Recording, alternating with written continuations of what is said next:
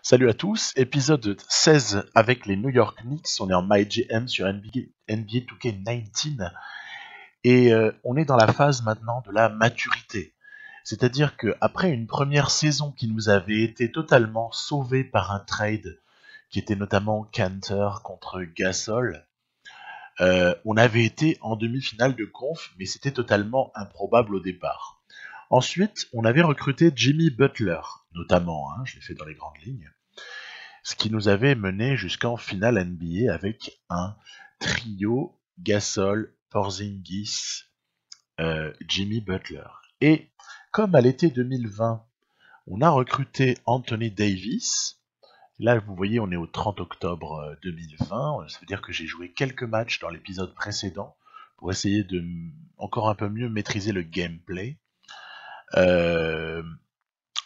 On vise le titre très très clairement.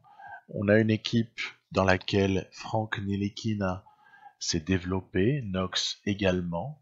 J'ai recruté également Josh Richardson via le trade qui a envoyé Jimmy Butler et Marc Gasol aux Pelicans.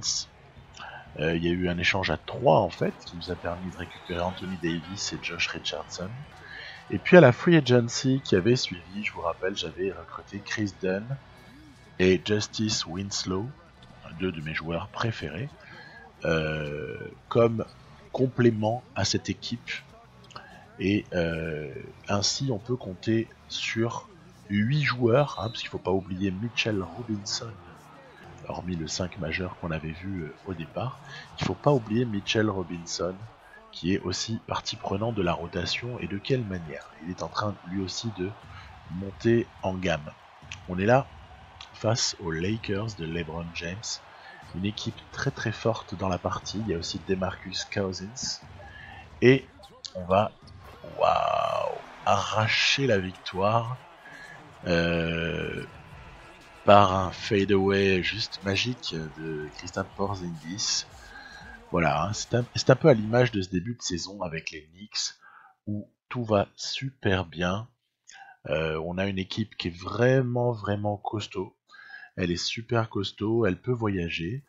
Et puis voilà, du coup j'ai joué quelques matchs. Vous voyez, j'ai joué 6 ou 7 matchs là au tout début. Carton total de Anthony Davis et Porzingis qui marquent quasiment 100 points à eux deux. C'est du rarement vu. En face, c'est pas mal, mais voilà, difficile de rivaliser face à ça. Donc, dans la foulée, il y a un match qui se présente face aux Celtics, mais je me dis, allez, maintenant il faut avancer. De toute façon, qu'est-ce qu'il y a à aller chercher avec ces Knicks-là, avec cette équipe aussi forte, en tout cas, c'est ce que je crois. Ben, ce qu'il faut aller chercher, c'est tout bêtement les playoffs.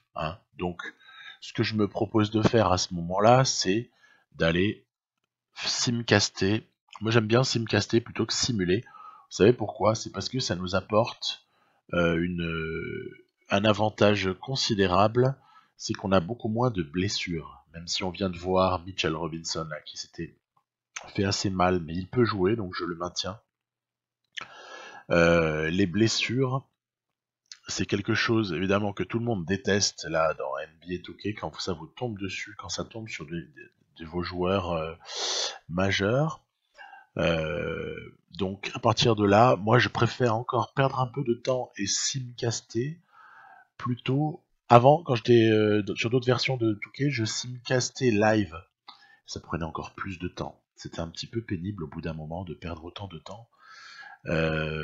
Du coup, j'ai trouvé la petite mesure entre les deux, c'est de simcaster. Et là, vous voyez des petits ajustements par-ci par-là de rotation qui sont dus à une petite blessure, un retour de blessure.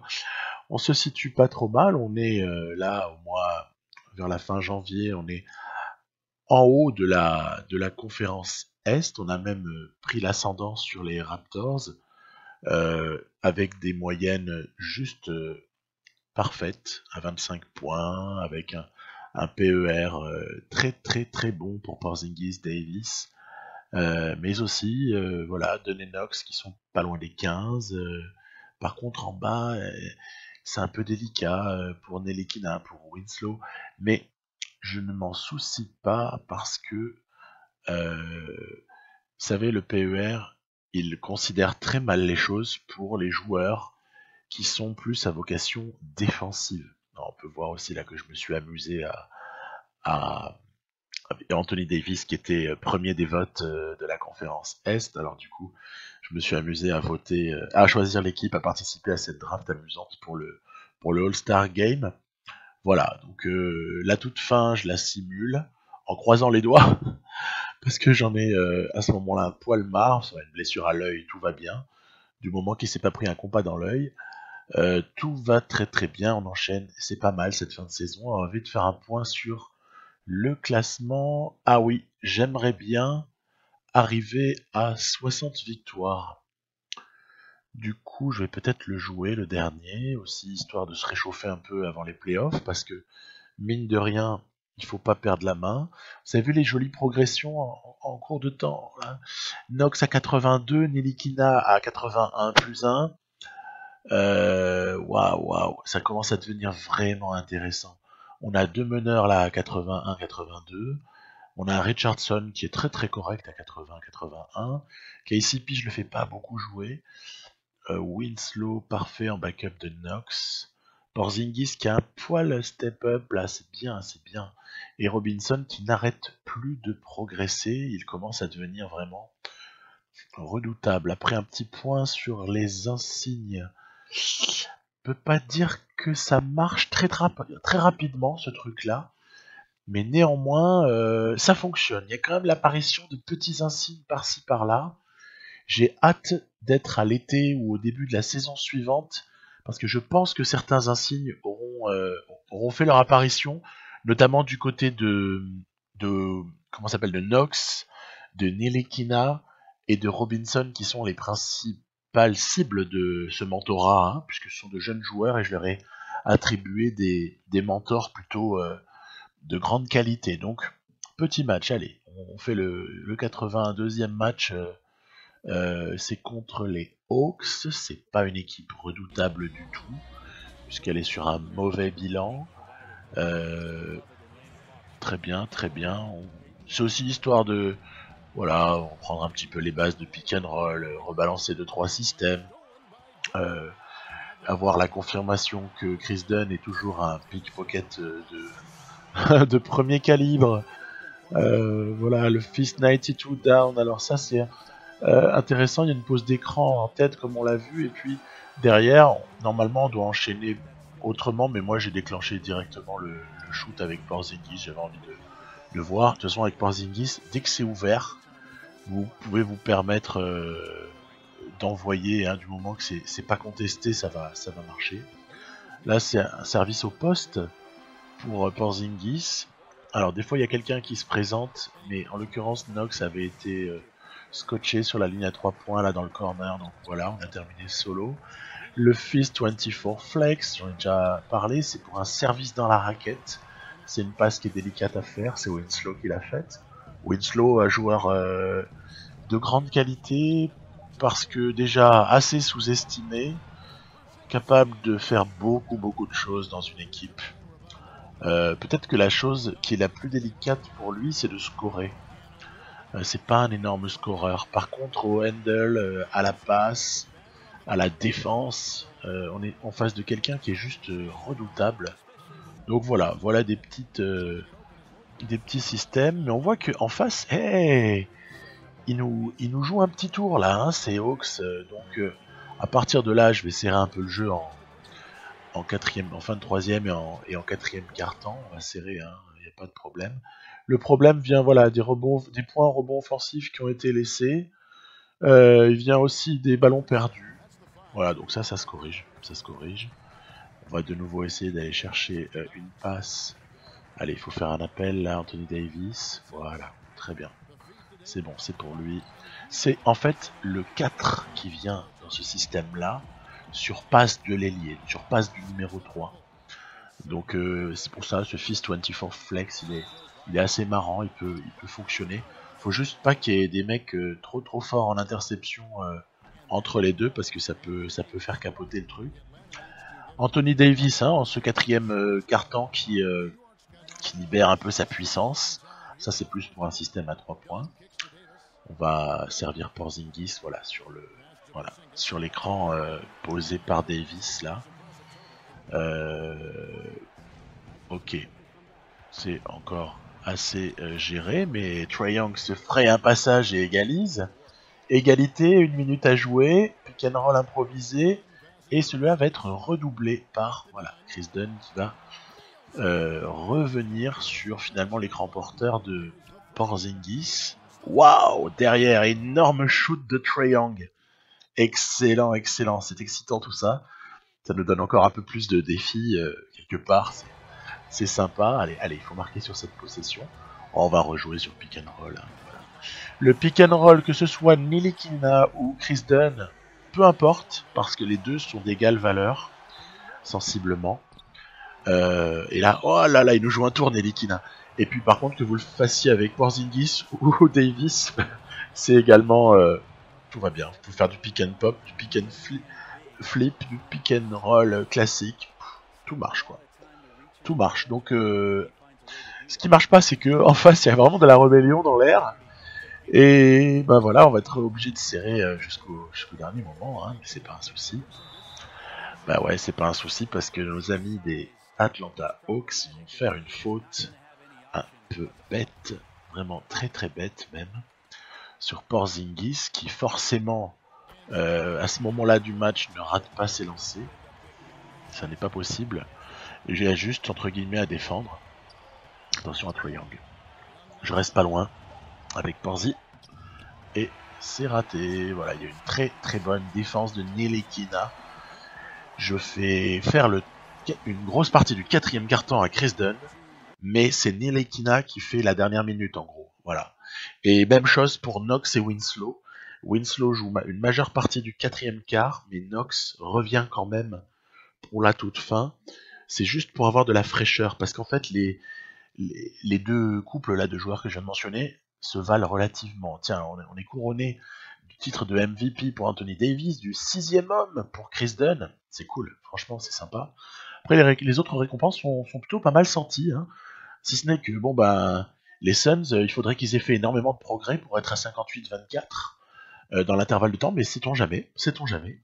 Anthony Davis est first All-NBA, Porzingis est second team, ok, ça va. Et en All Defensive, on retrouve Anthony Davis. Ouais, c'est très bien ça, c'est très très bien. Les équipes sont belles, et on se retrouve donc en playoff. On est peut-être de série numéro 1 à l'Est, sans surprise puisqu'on a le meilleur bilan à 60-22. Et les Charlotte Hornets se proposent, ils ne sont pas non plus une équipe qui glace le sang. On va quand même juste vérifier la rotation. Des fois qu'ils aient du mutant au mètre carré, non. Malcolm Delaney, Austin Rivers, Miles Bridges, oh là là. Oh, le 5 qui ne fait pas peur par excellence, mais homogène par contre. Ils sont tous entre 78 et 81 en overall. Donc on va le jouer parce que je veux savoir pourquoi ils sont là. Ces Hornets. Est-ce qu'en fait ils sont vraiment très bons et que ça devient une équipe peut-être avec des remplaçants aussi, parce qu'on n'a pas vu Nico Batum. Donc est-ce que peut-être cette équipe est très très forte lorsque certains joueurs de complément rentrent? C'est possible, hein. Donc on va retrouver là encore, allez, Anthony Davis, on t'attend. Bah non, c'est Porzingis qui va venir, voilà. Très bien, c'est normal, c'est Porzingis en 4 et Anthony Davis en 5 là, sur ce début de match. Là, il y a une mauvaise tentative d'interception d'Anthony Davis. Et grosso modo, voilà, le pickpocket, il est là, le pickpocket. Et ouais. Et attention, Richardson, bam. Voilà. Richardson, il est là pour ça. Il est notre puissance de sanction extérieure, en plus de nos deux mutants, Anthony Davis et Porzingis, bien sûr.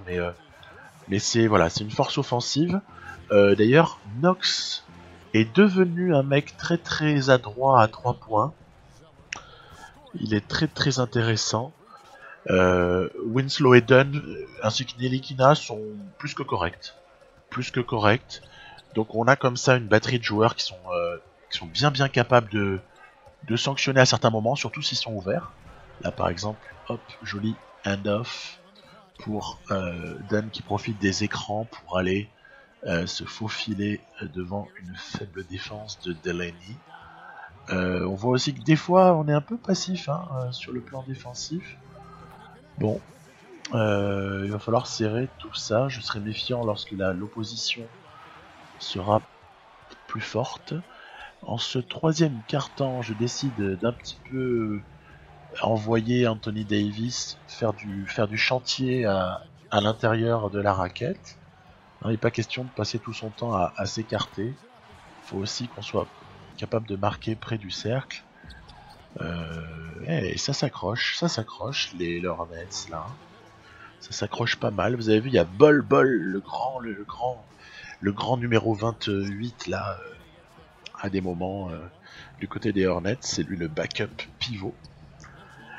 Intéressant de voir parfois l'évolution de certains joueurs, parce que suivant les parties n'ont pas les mêmes notes, ils n'évoluent pas de la même façon. Je pense que c'est dû en grande partie au fait qu'ils jouent beaucoup ou pas, d'une part. Bam, la double lame sur contre. Signé Anthony Davis. Il est aussi là pour ça, le garçon. Attention, il est en fin de contrat là. L'été qui suit, il est en fin de contrat. Il va être la priorité numéro 1 pour re-signer. Pas de blague. Pas de blague. Il va falloir lui envoyer la blinde max. Là, je suis un peu tenté de travailler le défenseur parce qu'en fait, on n'a pas un monstre en face, donc l'ami Porzingis peut vraiment se faire plaisir, soit en fadeaway ou en petite feinte comme ça. Et puis le pick and roll, ça marche toujours aussi bien, surtout quand on est un peu dans une situation où il nous faut un panier. À ce moment-là, le pick and roll Dunn ou Ntilikina avec Anthony Davis, ça marche tout le temps. Là, il y a pick and roll redoublé entre Winslow et Porzingis 2 fois consécutives. Marche très très très bien ça. C'est quelque chose qu'on peut faire quand on est un peu mal pris. Enfin voilà. Donc mauvaise adresse à 3 points, c'est le seul côté négatif de ce match. Sinon tout le reste, et quelques ballons perdus en trop aussi. Sinon tout le reste est très très correct. L'opposition n'était pas vraiment délirante, donc on va pas non plus se la jouer. Les mecs qui sont là pour scorer scorent, ceux qui sont là pour faire tout le reste font tout le reste. Bref, tout va bien dans cette équipe. Allez, on va essayer d'aller les terminer, les Hornets là. Alors donc le match 2, je vais essayer de le simcaster parce que ouais, ça me semble, ils ont maintenu la même équipe pour démarrer. Je vais essayer de le simcaster. Alors qu'on voit que dans le même temps, Orlando pose des difficultés à Boston. Alors, on va simcaster, puis si jamais c'est nécessaire, on rentre en jeu. Voilà, un peu le truc habituel. Ouais, là c'est nécessaire, parce que ça sent pas bon, à 4:30 de la fin. 5 points de retard, ça me plaît pas beaucoup. Alors, on va essayer d'être consistant en défense, et d'être un petit peu efficace en attaque, voilà. Ça devrait... Et si on fait ça, ça devrait aller en fait. Voilà, prise à 2 sur Anthony Davis qui arrive à trouver son compère Porzingis. Aïe, là par contre il y a eu un problème en défense. Ouais. On a laissé Austin Rivers totalement ouvert. Donc on va resserrer un peu tout ça. Et puis je vais aussi me dire qu'il vaudrait peut-être mieux faire Ice. Il y a également Richardson et Dunn qui sont un poil fatigués. Je pense que Knox et l'ami Ntilikina devraient pouvoir un petit peu mieux faire. Attention, on a de nouveau laissé un shoot ouvert, c'est pas possible ça. Derrière, jolie passe de Delaney, mais très belle contestation de Porzingis. Tiens, on va jouer pour Porzingis, il a l'air bien chaud là. Sur un fist 3-5 ounce avec un démarquage en X, voilà. On voit Davis qui a fait son premier mouvement. Puis finalement, comme ça pas trop... ça n'a pas matché comme je voulais, je resserre au poste. C'est quand même toujours une valeur sûre. Derrière, il va y avoir une pause d'écran pour Bridges Alors ça c'est gonflant, ces écrans qui sont pas du tout posés, mais où le mec se prend quand même dedans. Mais bref, voilà. Derrière, toute la qualité en défense de Justice Winslow et le jeu en transition avec le magnifique Ntilikina qui vient avec un très très joli mouvement. Terminé. Ok. On arrache des stops. C'est ça qui est bien. Par contre, attention à pas perdre les pédales et vouloir aller trop vite. On a vu que de toute façon, en y allant calmement, on a repris les 5 points. Voilà. Bonjour. Tu diras le bonjour à ta grand-mère. Signé Porzingis.